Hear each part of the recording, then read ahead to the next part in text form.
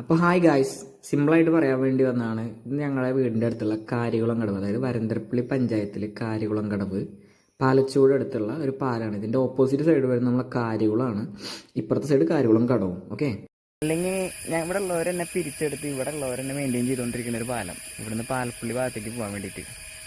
അതിപ്പോൾ എന്തായാലും പൊളിഞ്ഞതിൽ ഞാൻ മറ്റുള്ള കുറ്റം പറയില്ല. ഇതിനൊരു അറുതി ഈ ഒരു എല്ലാ കൊല്ലവും അഴിച്ച് പണിത് നിൽക്കുന്ന ഈ ഒരു പരിപാടി ഒഴിവാക്കി നല്ലൊരു പാലം കൂടെ പണിത് കഴിഞ്ഞാൽ എന്നോ ഈ പ്രശ്നങ്ങൾക്കൊരു പരിഹാരമായി.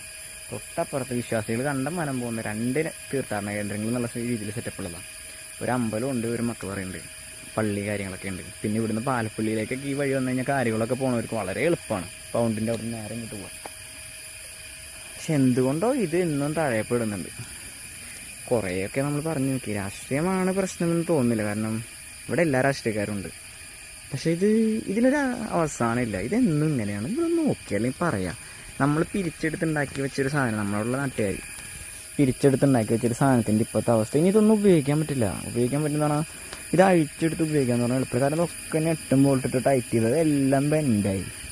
പുഴയിൽ വന്ന വേസ്റ്റ് മൊത്തം അടിച്ചിട്ട് ഇന്ന് പെട്ടെന്നുള്ള മഴയിൽ ചിറ പൊട്ടി ആകെ വെള്ളം വന്ന് ഈ എടുത്ത എഫേർട്ടൊക്കെ വെറുതെ, ഇതൊക്കെ പോവും.